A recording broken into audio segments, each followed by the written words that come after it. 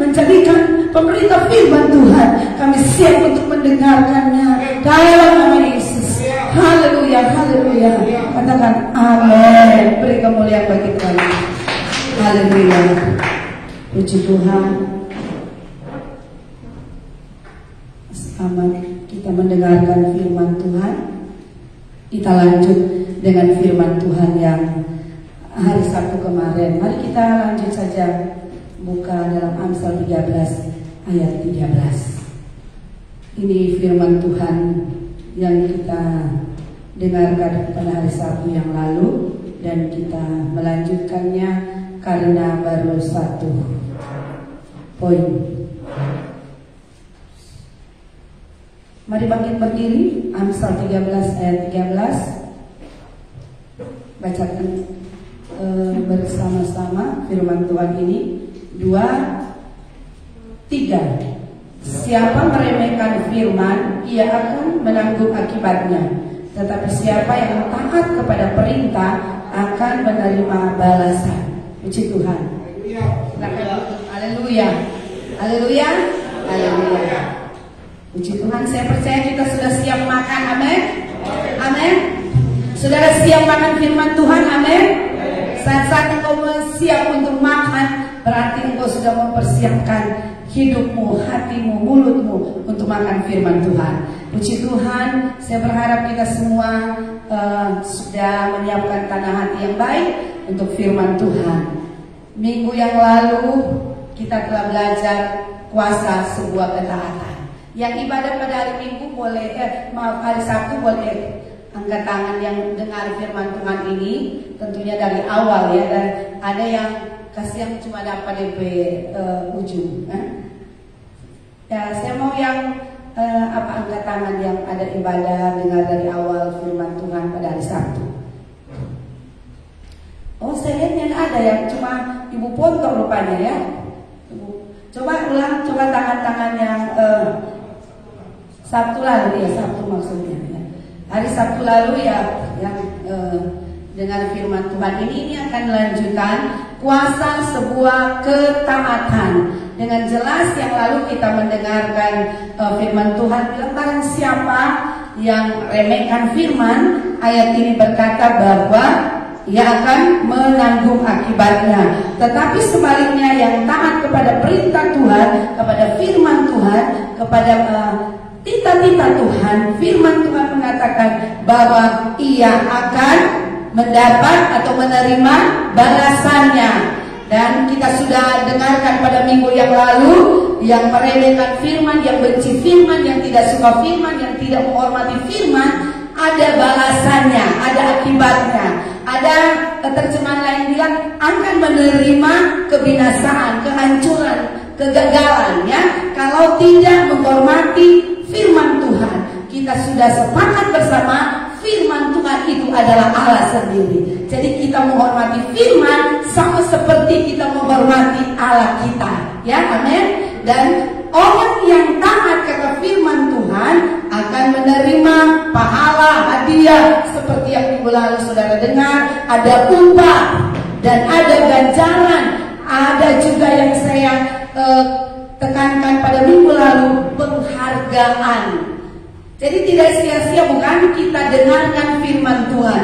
Saya tidak akan menerangkan cara-cara lagi yang baik mendengarkan firman Tuhan, karena minggu lalu saudara sudah tahu cara makan firman Tuhan dengan baik. Pertama dengan mendengar, amin, dengar, dan plus dengar dengan baik, plus apa lagi? Lakukan firman. Itu bukti orang yang taat kepada firman Tuhan, yang menghormati firman Tuhan, ditambah dengan sikap tubuh. Sikap tubuh itu menentukan bukti kita hormat kepada seseorang, hormat kepada Allah itu sendiri, hormat kepada firman Tuhan. Saat-saat engkau seperti ini ada di hadirat Tuhan, menghormati firman Tuhan, sikap tubuh itu juga menentukan. Amin. Saudara sudah dengar pada minggu lalu, dan akan mendapatkan penghargaan. Kenapa? Allah itu sangat menghargai orang yang taat kepada perintahnya. Ingat baik-baik, saya ulangi lagi, Allah itu sangat menghargai, sehingga kata firman Tuhan mendapat penghargaan, mendapat upah, mendapat hadiah, mendapat apalagi pahala seperti yang kita sudah dengarkan pada minggu yang lalu. Dan yang pertama, minggu yang lalu berkata kita akan mendapatkan apa dari Tuhan jika kita memberi penghormatan, menghormati saat-saat firman Tuhan disampaikan. Kita menghormati Dia sebagai pribadinya Allah itu sendiri. Kita menghormati Dia dengan mendengarkan baik-baik firman Tuhan. Yang lalu baru satu ya, kita akan mendapatkan atau mengalami satu. Siapa ingat, boleh sebutkan siapa yang tahu? Cuma satu waktu itu, karena jam yang sudah 1 jam dan sudah stop. Mengalami transformasi hidup, perubahan hidup. Kalau kita mengalami perubahan hidup, itu berarti kita next level. Saya ingatkan yang lalu-lalu, orang yang lupa gitu, dari tahun ke tahun berbagi itu orang hidup, baik jasmani maupun rohani. Tapi ingat, jasmani mau naik didahului oleh rohani. Kalau engkau ingin jasmanimu naik, engkau ingin diberkati, naikkan level rohanimu. Ini betul sekali. Harus dimulai dari roh, bukan daging, bukan lahiriah, bukan jasmani. Kita putar sekarang, orang biasa sebut manusia lahiriah lebih dulu. Putar, bukan itu saudara ya. Karena manusia original kita seperti yang saya sudah katakan adalah manusia roh. Ya.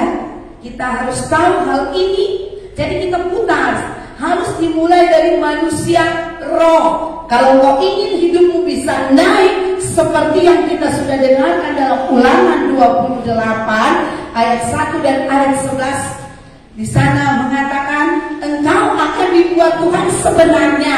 Ya, ini kehidupan yang normalnya orang Kristen sebenarnya naik bukan turun. Naik 1, 2, 3, 4 begitu. Ada firman Tuhan bilang dari rembang dari pagi sampai rembang tengah hari, matahari itu panas, lebih panas, lebih bergairah, lebih naik, lebih bersemangat. Itu maksudnya firman Tuhan. Sebenarnya rohani kita harus lebih naik, dan jasmani kita akan mengikuti kita. Dia pasti akan naik. Hidup kita akan diangkat oleh Tuhan. Bonusnya kehidupan jasmani, pekerjaanmu diangkat oleh Tuhan, pekerjaanmu diberkati oleh Tuhan. Jika manusia rohani kita naik level, ya, transformasi hidup. Yang kedua, saudara, penghargaan apa yang akan Allah beri kepada orang yang taat? Karena firman Tuhan memang berbicara seperti itu. Jika kita taat mendengarkan firman, ada penghargaan yang kita akan terima dari Tuhan. Ada hadiah yang saya sudah katakan pada minggu lalu. Bukan cuma ulang tahun, ada promosi jabatan. Ini benar saudara ya, karena firman yang berkata kita diangkat bukan turun, kita jadi kepala bukan ekor. Karena janji dari kebenaran firman Tuhan, memang jadi kepala itu bukan selalu berbicara jadi kepala kantor, jadi orang nomor 1. Bukan itu selalu. Selalu saya akan katakan dimulai dari kehidupan rohanimu. Kalau engkau orang yang mengalami transformasi hidup, engkau terbiasa menghormati firman Tuhan, terbiasa melakukan firman Tuhan, Yesus nampak dalam hidup kita. Sehingga seperti khotbah hari Minggu, kita berdampak. Cahaya itu menerangi sekeliling. Jangan kita orang terang tapi kegelapan yang ada pada kita. Tidak mampu berdampak. Sinar itu, cahaya itu tidak bisa menerangi sekeliling. Ya, banyak orang Kristen seperti itu. Katanya orang Kristen, katanya orang gereja, katanya penginjil, katanya orang yang pelayan altar. Kok tidak ada terangnya? Tidak berdampak. Terang itu selalu mengalahkan kegelapan. Dan kalau benar Kristus itu yang adalah terang, itu hidup dalam hidupmu, dia akan berdampak. Kegelapan akan menyingkir. Engkau akan mengalahkan pergaulan-pergaulan yang jahat dengan kehidupanmu yang terang itu, yang berdampak. Itu pasti dia kalah. Karena terang Kristus ada di dalam hidup kita. Sehingga kita tidak selalu jatuh bangun, hidup dalam dosa, minta ampun lagi, hidup dalam dosa, minta ampun lagi. Kita jangan seperti itu ya, karena Kristus ada dalam hidup kita, terangnya ada dalam hidup kita. Dia mampu menerangi, menggeser kegelapan-kegelapan yang ada di sekitar kita. Yang kedua, apa yang kita akan alami? Kita akan mengalami hal yang supranatural. Kita akan melihat kuasa Tuhan itu dinyatakan dalam hidup kita. Belajar hormat firman Tuhan supaya engkau akan mengalami hal-hal yang supranatural. Kuasa dari tempat yang maha tinggi itu, mujizat dari Allah itu terjadi atas hidupmu. Engkau akan melihat hari demi hari engkau hidup dalam mujizat. Memang itulah, seperti itulah kita orang Kristen ya, harus mengalami setiap hari mujizat dan mujizat. Memang mujizat yang terbesar atas hidup kita adalah perubahan karakter, perubahan hidup. Bukan orang mati bangkit, saudara ya, tapi perubahan hidup. Satu orang bertobat, kata firman Tuhan, memberi diri dibaptis, malaikat di surga bertempik sorai karena melihat ada satu pribadi yang berubah, yang mau datang kepada Kristus. Itulah mujizat yang terbesar. Kalau dari pemalas jadi rajin ya, dari yang tidak suka mengampuni bisa mengampuni, tidak mampu mengampuni akhirnya dia jadi mampu mengampuni. Dari pikiran yang selalu negatif ke orang selalu dia lihat negatif, yang dia cari adalah pikiran yang negatif, dia berubah ya, perubahan hidup, perubahan karakter, memikirkan kata firman Tuhan apa yang Kristus pikirkan, yang mulia, yang suci ya, yang apalagi yang baik yang kita lihat, sehingga kita ini tidak jadi orang Kristen yang ada di dalam terang tapi tidak mampu menerangi ya, kegelapan tidak bisa dikalahkan. Kita tidak bisa mengalahkan pikiran-pikiran kotor, pikiran-pikiran yang iri hati, dengki. Kita tidak bisa kalahkan kecemburuan. Kami kemarin ada kelanguan dan di perjalanan kami suami istri berdiskusi tentang hal ini. Kenapa banyak orang sudah pelayan, sudah melayani Tuhan, sudah lama dalam gereja, orang Kristen, tapi kecemburuan jalan terus. Orang di atas mimbar tapi tidak suka lihat orang terangkat sedikit, tidak suka lihat kelebihan orang, cemburu dia tidak mau orang itu naik, yang kemungkinan dia mau dia yang naik. Ini saya diskusikan sepanjang jalan dengan Bapak Gembala. Ini roh yang tidak baik, berarti terang belum mampu menerangi benar-benar dalam hidup orang, sehingga kegelapan itu tidak mampu keluar dari hidup kita. Yesus yang adalah kebenaran. Kebenaran itu adalah firman Tuhan. Kalau memang firman tinggal dalam hidupmu, saudara, engkau pasti mengalami transformasi hidup. Dan engkau pasti melihat mujizat-mujizat Tuhan terjadi atas hidupmu. Ya, kita akan melihat kuasa Tuhan itu bekerja di dalam hidup kita. Kita akan melihat kuasa supranatural itu ada bersama kita dalam perjalanan hidup kita dengan Tuhan, saudara. Mari kita lihat, karena Allah itu sanggup menyatakan kuasanya. Dia Allah yang maha kuasa. Dia sanggup berbuat apa saja. Perbuatan-perbuatan yang besar, perbuatan yang gagah perkasa, kata firman Tuhan, itu miliknya Allah. Itu perbuatannya Allah. Perbuatan pekerjaan gagah perkasa, itu perbuatannya Allah. Itu kuasa Allah, dan itu yang akan terjadi dalam hidup kita jika kita selalu mau taat. Sini kita lihat ada contoh, kita cepat saja. Contoh pertama, Abraham.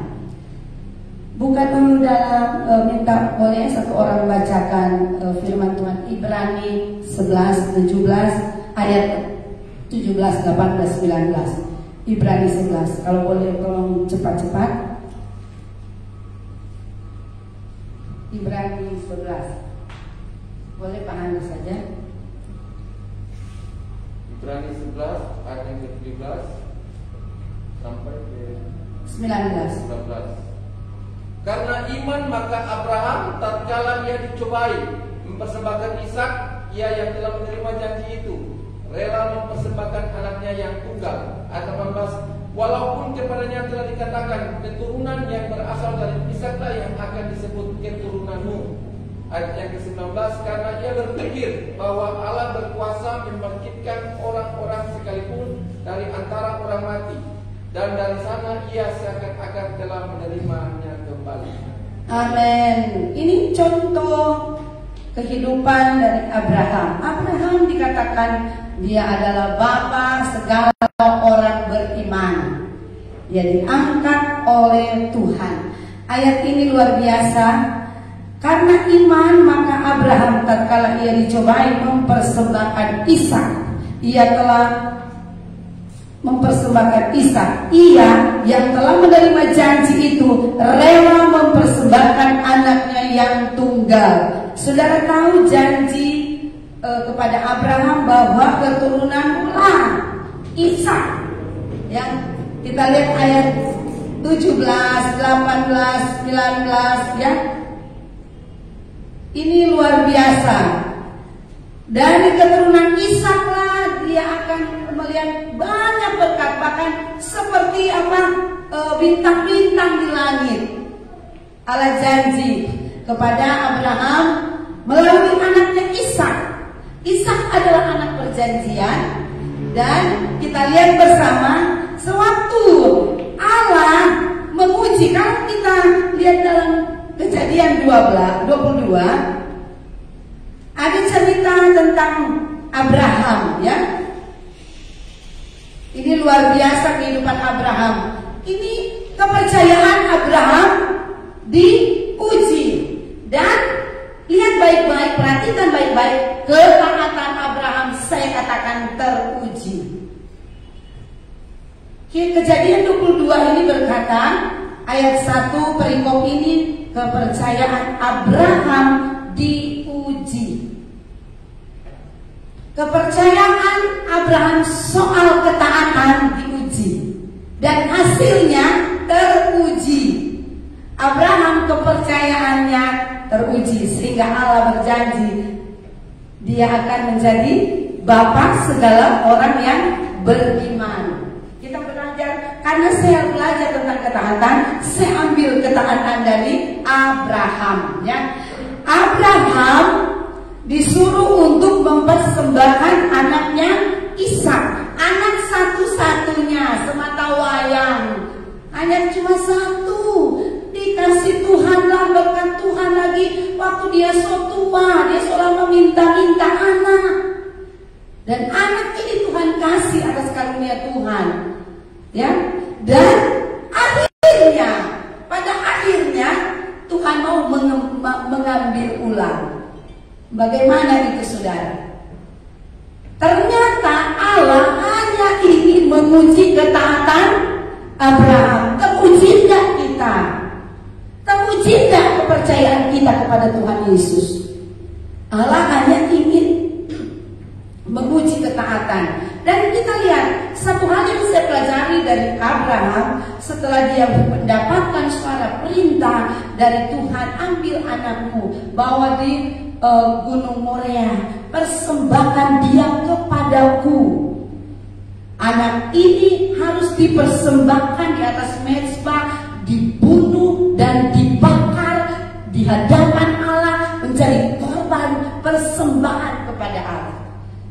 Kalau Abraham boleh mengingat, dia bilang, oh Tuhan, apa ini tidak salah? Tuhan ada bilang anak ini anak perjanjian, diberikan karena lewat keturunan Ishak ya. Abraham diberkati, banyak bangsa diberkati.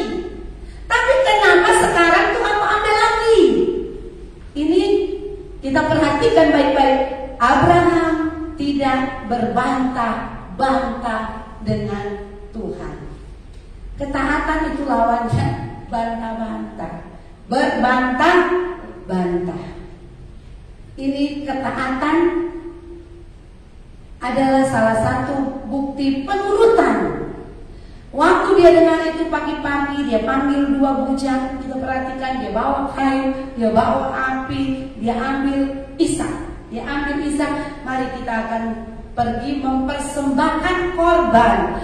Sampai di perjalanan Ishak bertanya, Bapak, Ayah, Papa, ini kayu bakar ada. Karena mereka tahu kalau mau persembahkan sesuatu korban harus ada kayu api, dan harus ada binatang domba untuk dipersembahkan. Dia bertanya, di sini sudah ada kayu, sudah ada api, mana dombanya yang harus dikorbankan, yang harus dibunuh, yang harus dibakar di hadapan Allah? Anak itu sempat bertanya. Apa jawabannya? Saudara, sebenarnya kita baca ini boleh, saya mau baca tapi terlalu panjang. Saudara baca saja Kejadian 22 ayat 1 sampai ayat yang ke-18 ya. Luar biasa kebenaran ini. Abraham tidak bertele-tele, tidak punya dalih. Dia bilang Tuhan pasti menyediakan. Tadi sudah baca Ibrani 11 bukan? Lihat imannya memang luar biasa kepada Tuhan. Dia di dalam hatinya dia bilang Allah sanggup menghidupkan orang mati sekalipun.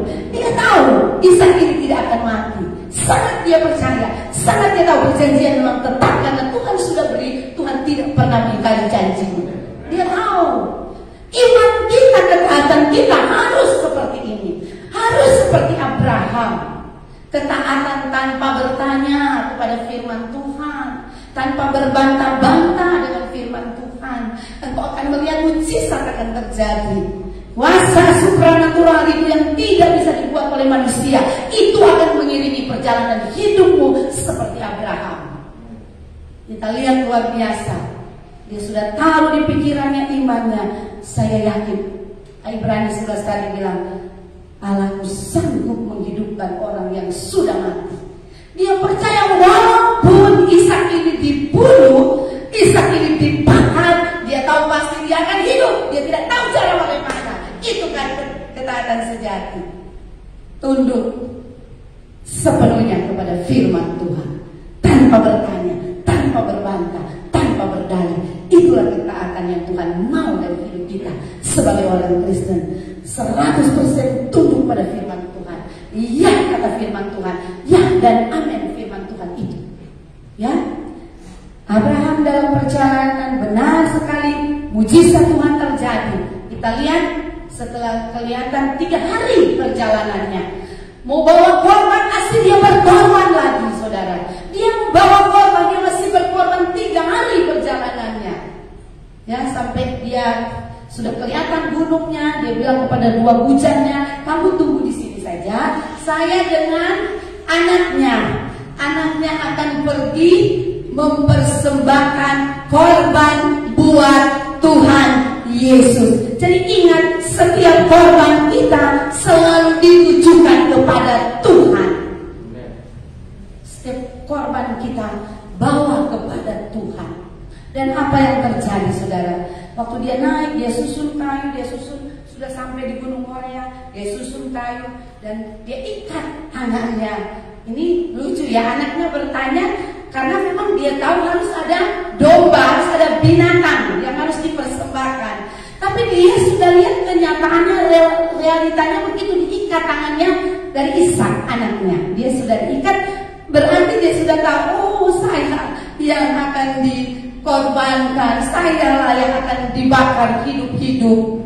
Dia yang akan ditikam. Karena memang waktu dia baru angkat tangan begini sudah siap menikam Ishak korban itu.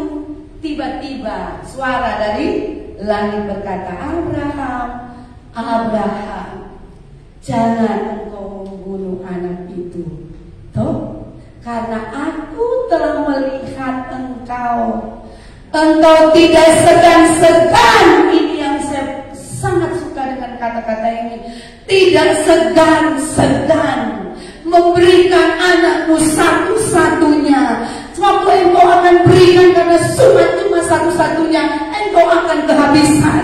Tidak lagi ada anak, hilanglah harapanmu. Segala sesuatu yang kau persembahkan kepada Tuhan. Tuhan tahu dan Tuhanlah yang melihat hati. Tuhanlah yang menguji hati. Luar biasa.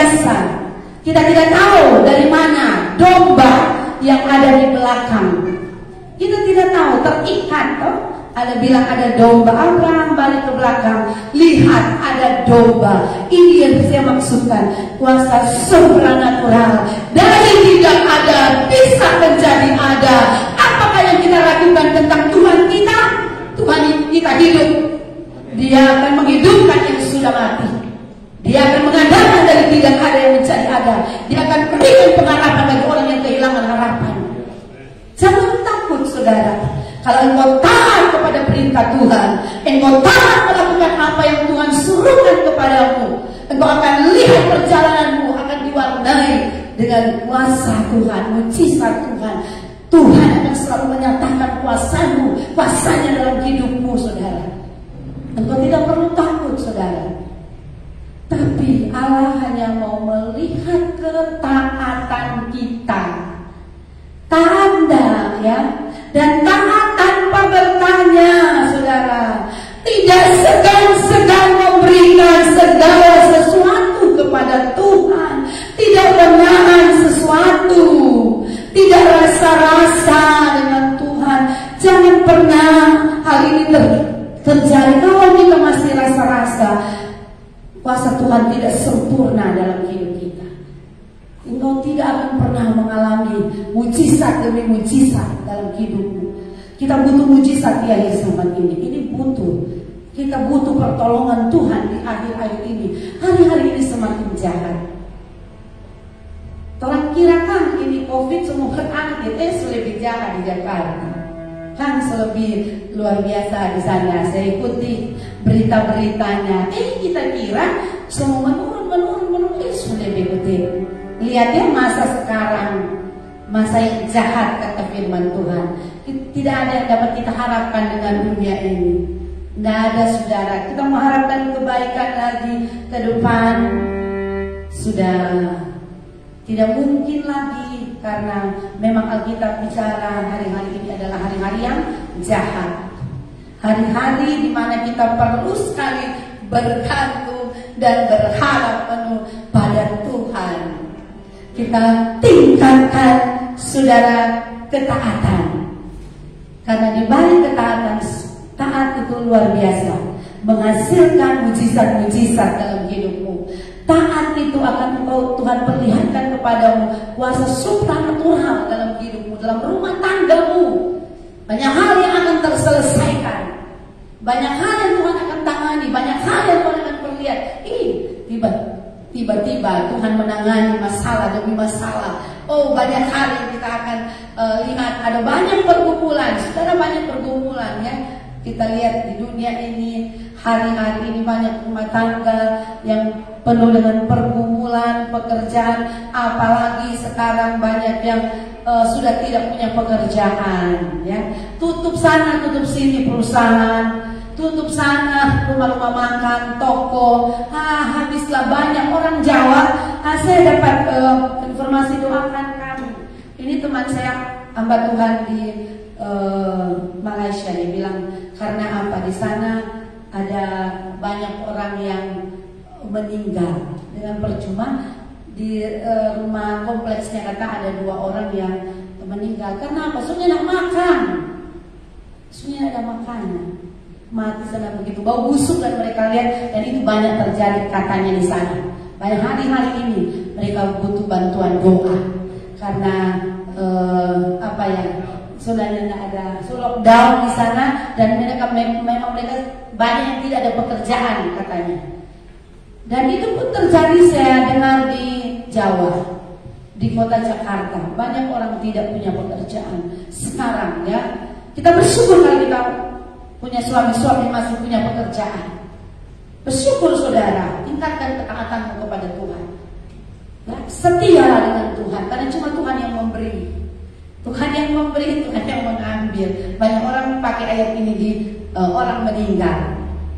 Tapi ingat, sesuatu kalau mau ada, mau sehat, mau rukun, rumah tangga mau rukun. Karena banyak orang yang mengalami karena stres saudara.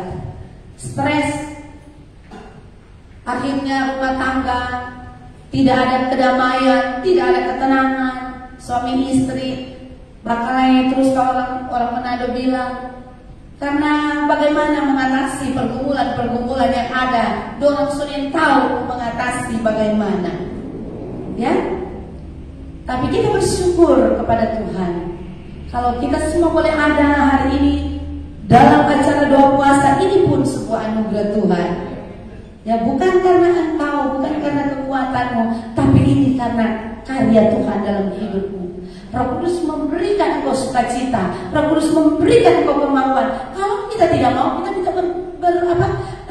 kita bisa memilih ada di tempat lain, bukan? Ada di mall, misalnya ada di rumah, ada cuci baju, ada setrika, ada mau masak, ada bikin bersih halaman, bisa walaupun engkau sehat-sehat, tapi pilihan kan ada di tangan kita. Tapi kalau engkau ada, berarti dorongan Roh Kudus. Roh Kudus beri kemampuan, beri sukacita untuk engkau bertindak datang di doa puasa. Karena engkau bisa memilih, engkau duduk-duduk saja di rumah, nonton televisi, atau chatting dengan teman, bisa. Jalan-jalan ini musim tamasya, piknik, orang sini sana, jalan sini sana, pergi ke pantai satu, ke pantai yang lain, menikmati hidup katanya, ya, hidup semaunya, hura-hura. Sudah dalam keadaan seperti ini lagi, mereka belum paham tentang kehendak Tuhan dalam hidup mereka. Suka santai-santai, lebih suka ada di tempat-tempat yang ramai, yang menyenangkan kedagingan. Orang setiap minggu, setiap bulan ada yang saya lihat dari kota satu, dia cari tempat para wisata lagi, di kota satu dia pindah lagi, dia luar biasa, masuk hotel, pindah masuk hotel lain, tidak apa-apa. Tapi kalau itu sudah menghalangi engkau datang kepada Tuhan, itu sudah parah.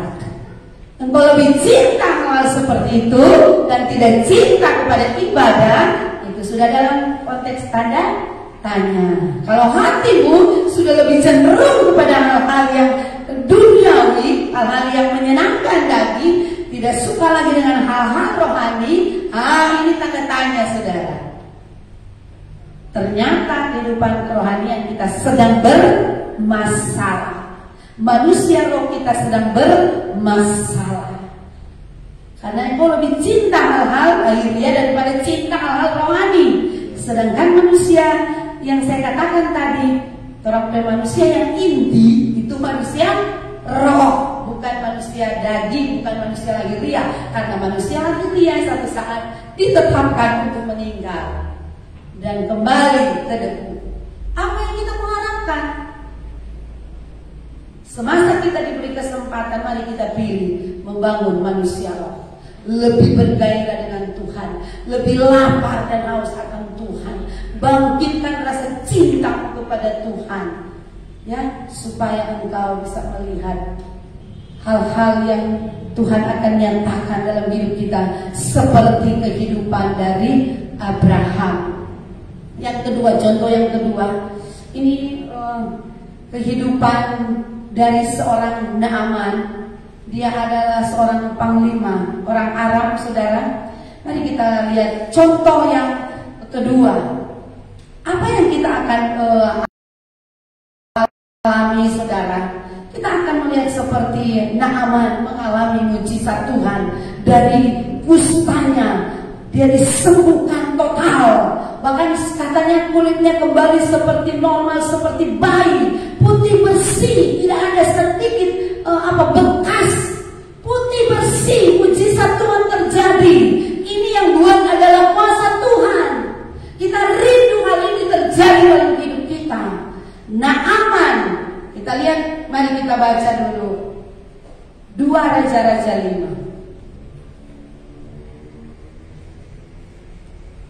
Boleh siapa yang bacakan? Alkitab saya terlalu kecil sekali. 2 Raja-Raja 5 ayat 2 Raja-Raja 5 ayat 10 sampai 19. 2 Raja-Raja 5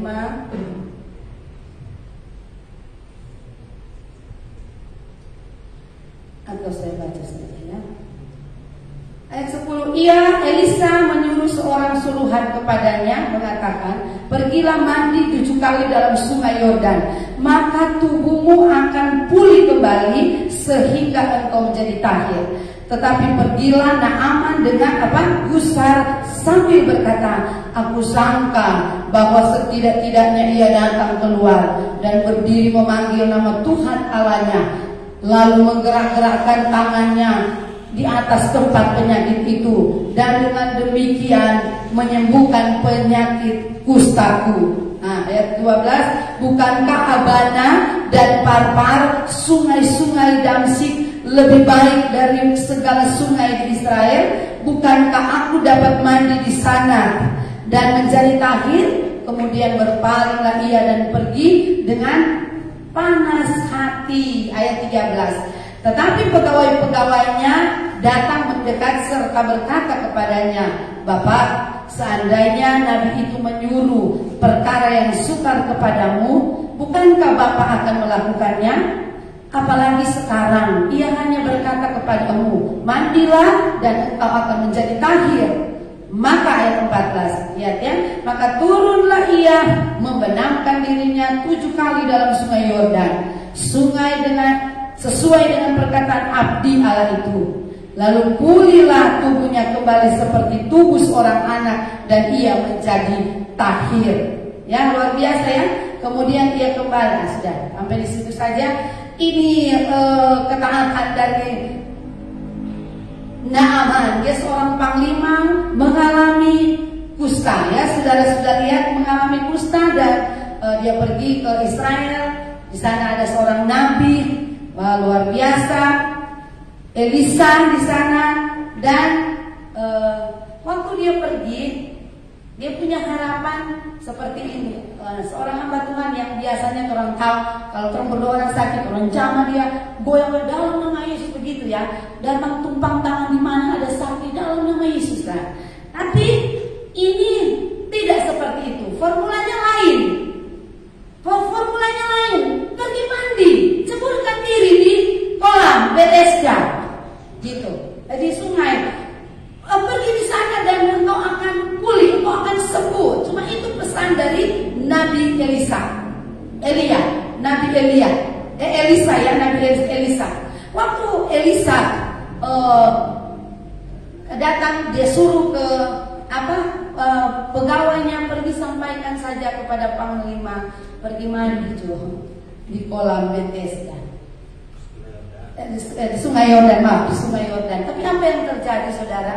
Dia sepertinya gusar hati, ya, gusar hati, dan karena dia pikir begini, di ayat yang ke berapa ada bilang di tempatnya, ayat 12 ya, ayat 12 bilang begini, saudara. Bukankah Abana dan Parpar, sungai-sungai Damsyik, lebih baik dari sungai di Israel? Bukankah aku dapat mandi di sana dan menjadi tahir? Kemudian berpalinglah ia dan pergi dengan panas hati. Dia tidak menerima. Ini saudara, apa maksudnya saudara? Dia tidak menerima formula yang baru. Dia cuma tahu kalau hamba Tuhan itu datang berdoa harus menumpangkan tangan. Di mana yang sakit atau di kepala, hamba Tuhan datang dan menumpangkan tangan dan menengking dan berdoa, menurunkan kuasa, baru bisa terjadi mujizat kesembuhan. Tapi sekarang berbeda. Memang Allah itu punya banyak cara, ya, bukan cuma satu cara untuk menyatakan kuasanya bagi kita, menyatakan mujizatnya, terutama kesembuhan. Di sini kita perhatikan baik-baik, saudara. Ini yang saya maksudkan.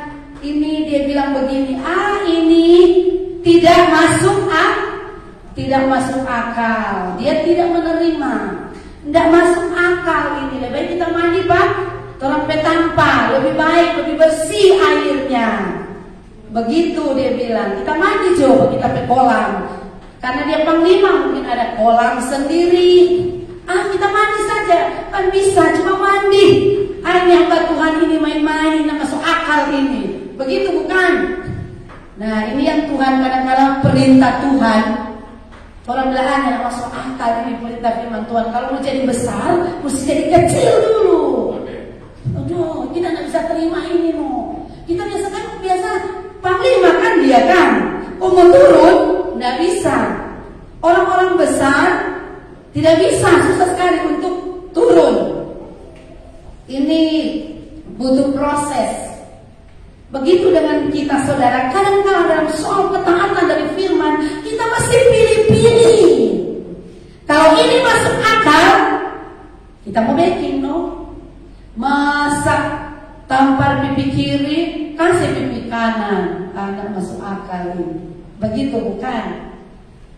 Orang tidak bisa terima. Nah, apalagi saudara, ini hal yang tidak biasa bagi saya. Ini kebiasaan di rumah saya tidak seperti ini. Saya di rumah tidak seperti ini. Kok kita di sini boleh suruh cuci WC. Saudara, saya ingat sekali ada seorang, kalau saudara ingat dulu ada seorang ibu pendeta yang melayani di tempat kita dulu. Dia punya kesaksian tentang anaknya. Waktu anaknya ke Jakarta, mereka memang orang kaya. Kalau bilang kaya memang kaya, ya, di kota Manado ini, di Tahuna. Dan mereka sekarang memang sudah tinggal di Jakarta. Orang kaya punya usaha Cina yang luar biasa. Tapi anaknya, sewaktu katanya mereka bergabung di sebuah gereja, anaknya ingin melayani Tuhan. Kalau saya tidak salah ingat, dia bilang ada ikut song. Tapi selesai dia ikut song, apa yang terjadi dalam hidupnya saudara? Dia ditempatkan orang kayak anak ini, tukang parkir. Saudara, kalau saudara tidak salah, kalau saudara pasti ingat ini cerita, tukang parkir. Tapi luar biasa, dia tidak memandang ini pekerjaan yang hina. Ini masalahnya bagi kita saudara. Masalah dari karakter kita. Seperti ini si panglima. Memang dia seorang panglima ya. Dan dia merasa nggak biasa kita ngasih mandi di kolam seperti ini, kotor airnya. Kita nih mau, padahal Nabi Tuhan, hamba Tuhan Elisa sudah berbicara, pergi saja, mandi, engkau akan sembuh, pasti sembuh. Tapi dia tidak mau. Dia tidak mau hal-hal yang lain yang tidak masuk akal dan tidak seperti yang biasa dia lakukan. Ya, ini yang kita harus perhatikan. Kalau tidak terbiasa kita menolak. Aduh, kita tidak biasa. Di rumah kita harusnya tidak biasa bapel, mau disuruh bapel di gereja. Begitu bukan? Kita punya kebiasaan di rumahnya tidak seperti ini. Kita punya keluarga didik saya tidak seperti ini. Kalau orang di sana di rumah mau mau ibadah, punya mau ibadah halnya biasa. Oh, saya dipaksa-paksa untuk ibadah. Ini hal yang kita harus perhatikan. Ini bukan lagi ketaatan. Kita harus taat kepada firman Tuhan. Apa saja perintah Tuhan itu, apa saja yang kita dengar, yang kita dikatakan oleh Tuhan, kita harus turuti. Karena firman Tuhan bilang, saudara, jangan sampai kita bilang ini perintah yang berat, saya tidak bisa lakukan, ini perintah berat. Ya, karena seperti yang saya katakan tadi, memang ada perintah berat, ada perintah ringan. Perintah berat saudara, orang yang melakukan kesalahan kepada kita, disuruh kita yang lebih dulu minta maaf. Bagaimana? Kita ditekan, kita dijelekan mungkin, kita punya masalah, dan firman Tuhan berkata kamu harus mengampuni, maka Bapamu akan mengampuni engkau. Bagaimana? Ini perintah yang menurut saudara ringan atau berat? Tapi saya tahu ini manusia akan berkata ini berat. Saya tidak mau. Harus dia yang datang, harus dia yang minta maaf, bukan kita yang salah. Tapi firman Tuhan berkata, engkau harus mengampuni, maka Bapamu di surga akan mengampuni kesalahanmu. Waktu engkau dimusuhi, Tuhan bilang berdoa Dan yang lebih parah firman Tuhan bilang, beri dia makan. Ini kadang-kala sulit untuk dilakukan. Tapi kalau perintah itu yang Tuhan perintahkan kepada kita dan itu yang akan menghasilkan mujizat, lakukan saja, saudara. Saya ingat ada satu ilustrasi atau gambaran dari Bapak Gembala tentang seorang komandan dan prajurit. Ya, komandan memanggil seorang prajurit. Waktu dia panggil prajurit, siap. Sekarang kamu pergi cabut pohon kelapa yang ada di depan. Dia balik arah dan dia pergi. Dia tidak berpikir begini, mustahil ini, tidak mungkin ini. Kalau dia mau suruh cabut ini pohon kelapa yang tinggi yang ada di depan sana. Kita lihat, saudara, ini cuma komandannya hanya akan melihat bagaimana sampai di mana penurutannya kepada perintah dari atasan. Nah, dia pergi, dia segala cara dia follow, dia goyang, tidak bisa cabut, dia goyang, dia follow. Dia lakukan seperti apa yang disuruhkan oleh komandannya. Dia coba tarik, dia angkat, tidak bisa terangkat. Datang si komandan, prajurit, siap, lapor, Pak Komandan, sudah dikerjakan, tidak tercabut. Nah, ini yang disukai. Orang yang tidak bisa melakukan, tapi dia menuruti perintahnya, lakukan dulu, saudara. Kalau tidak tercabut, datang lapor, tidak tercabut. Itulah ketaatan yang baik sekali kita contohi. Lakukan saja apa yang Tuhan perintahkan, lakukan saja, lakukan. Kalau engkau belum mampu, selebihnya serahkan kepada Tuhan. Selebihnya nanti Tuhan turun campur tangan. Tapi engkau mulai bertindak melakukan apa yang Tuhan suka, apa yang Tuhan perintahkan, apa yang firman Tuhan katakan, maka mujizat-mujizat itu pasti akan terjadi dalam hidup kita. Itu pasti, saudara. Yang ketiga, penghargaan apa yang akan kita terima jika kita menjadi seorang yang taat di hadapan Tuhan. Kita akan mengalami, ini ada di gereja kita, open heaven, berkat pelipat gandaan. Open heaven akan terbuka, pintu surga akan terbuka. Bukan lagi langit bagaikan tembaga, tidak bisa menghasilkan apa-apa karena tidak ada hujan yang turun. Tapi kalau Allah berkenan kepada orang yang taat, pintu surga akan terbuka. Dia bisa mencurahkan berkat kepada kita. Open heaven akan terjadi. Dulunya kita rasa berkat, susah berkat Tuhan. Tapi sewaktu engkau belajar taat, lakukan apa yang Tuhan perintahkan, lakukan saja apa yang Tuhan inginkan, saudara. Berkat ini, saudara akan melihat open heaven. Berkat Tuhan akan tercurah dari surga. Pintu surga akan Tuhan buka. Langit akan menurunkan hujan dan engkau bisa menanam dan itu bisa bertumbuh dan menghasilkan. Lihat, kita lanjut saja, saudara. Kita belajar dari seorang ibu janda di Sarfat. 1 Raja-Raja 17. 1 Raja-Raja 17 ayat yang ke-7. Ini ketaatan. Taatan lagi yang lain, saudara. Kita belajar dari seorang ibu janda dan seorang anak yang mengalami masalah kelaparan 3,5 tahun dan mereka bisa dipelihara Tuhan selama 3 tahun itu. Apa yang terjadi hanya karena mereka taat kepada Elia, hamba Tuhan itu. 1 Raja-Raja, kita baca ayat 17. Ayat 17 bilang seperti ini. Sesudah itu aku dan perempuan pemilik rumah itu juga, ayat 7 saya salah. Elisa dan janda di Sarfat. Elia. Tetapi sesudah beberapa waktu sungai itu menjadi kering sebab hujan tiada turun di negeri itu.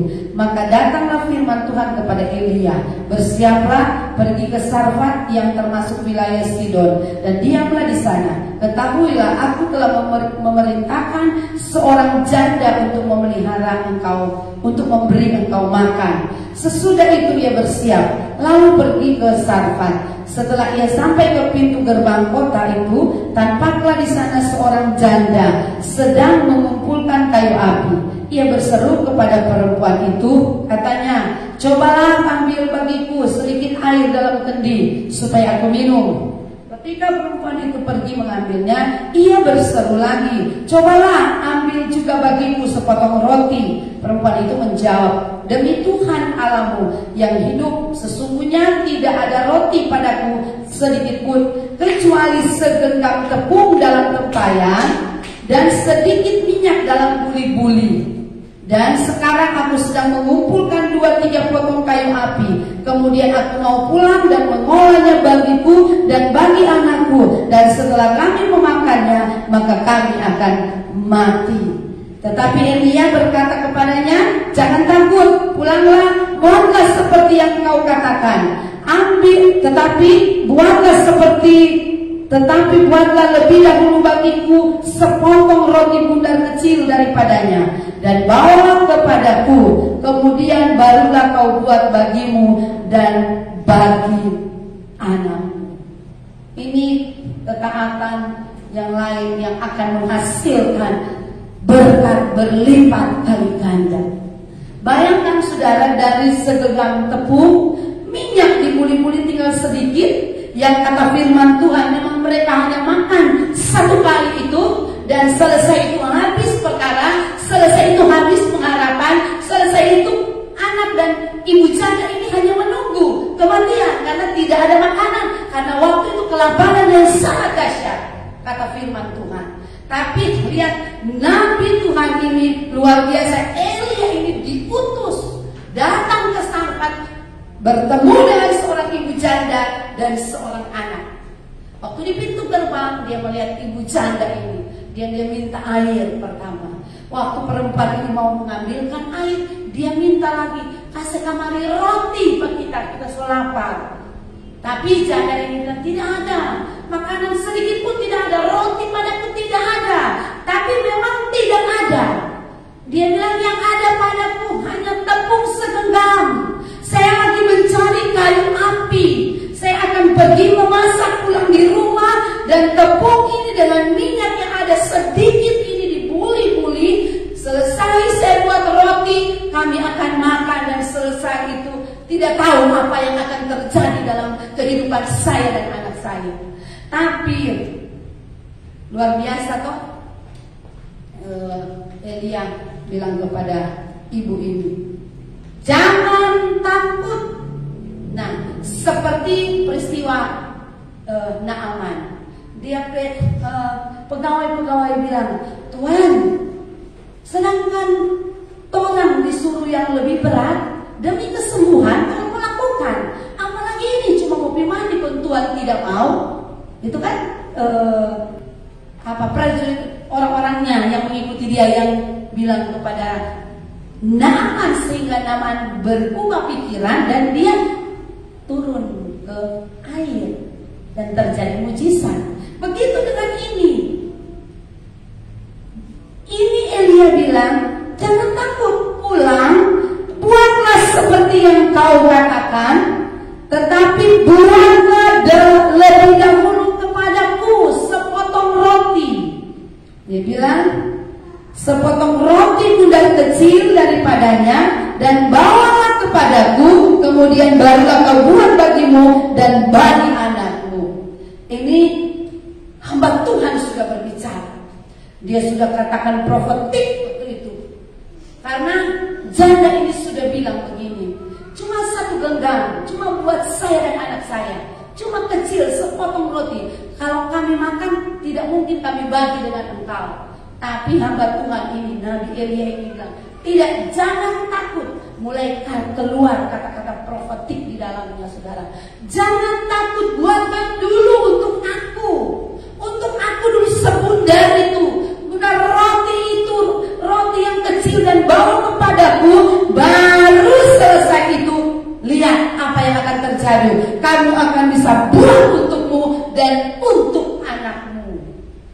Logikanya memang tidak bisa, karena kalau sobekin satu genggam untuk Nabi Tuhan ini, mereka sudah tidak ada. Karena memang janda ini bilang, kita kumpul-kumpul tapi cuma satu genggam, ini pun yang akan terjadi roti kecil. Tapi karena janda ini mengikuti perkataan dari Nabi Tuhan ini, Nabi Elia ini, dia pergi pulang dan dia buatkan pertama-tama untuk Nabi Tuhan ini, hamba Tuhan ini, Nabi Elia. Apa yang terjadi? Dia balik lagi, dia lihat lagi, masih ada. Apa yang terjadi lewat ini, saudara? Ini kuasa supranatural. Pernahkah kita seperti itu? Tidak ada beras di rumah, memasak bubur jo. Tapi tidak tahu kok. Ini berkat, ini nasi, ini masih ada, ini beras masih ada. Atau Tuhan kirim dengan cara yang lain. Ada orang yang mengirim, ada orang yang memberi. Tuhan menyediakan, Tuhan mensuplai dengan caranya Tuhan. Caranya Tuhan begitu banyak. Tapi Tuhan mau didahului dengan ketaatan kepada Tuhan, ketaatan kepada firman Tuhan. Dengar baik-baik, lakukan firman Tuhan, taat saja kepada Tuhan, tanpa bertanya, tanpa komplain kepada firman Tuhan. Maka engkau akan melihat kuasa Tuhan akan terjadi dalam rumah tanggamu. Yang terjadi di peristiwa ini setelah Nabi Elia makan itu, yang terjadi apa, saudara? Terjadi pertolongan kepada dua jiwa, dua nyawa tertolong, tidak mati. Karena apa? Hasil dari ketaatan mendengar suruhan dari Nabi Elia. Kalau dia nak bikin, ya tentu cuma buat dia. Tapi selesai itu habis segala sesuatu. Nabi tunggu dia mati, karena sudah tidak ada menyambung hidup. Harapan sudah tidak ada. Tapi kalau kita taat, kita akan melihat Tuhan berkarya di dalamnya. Kalau engkau taat kepada firman Tuhan, kalau engkau mau melakukan firman Tuhan dengan baik, dengan setia, engkau akan mengalami hal-hal yang supranatural dari Tuhan. Dari yang tidak ada, tiba-tiba ada, tiba-tiba ada, tiba-tiba ada, tiba-tiba Tuhan membuka jalan, tiba-tiba, inilah kuasa dari surga, kuasa supranatural. Tiba-tiba mujizat terjadi. Saudara, luar biasa menyelamatkan dua orang, ibu dan anak, saudara, dari kematian, hasil dari ketaatan. Mari, ada banyak hal, saudara, dari kita taat, kita tanpa sadar menolong orang lain. Hasil dari ketaatan kita menolong, menjadi berkat kepada orang lain. Dan kita lakukan saja apa yang Tuhan suruh. Karena firman Tuhan memang berkata dalam Yeremia bahwa terkutuklah orang yang mengandalkan manusia.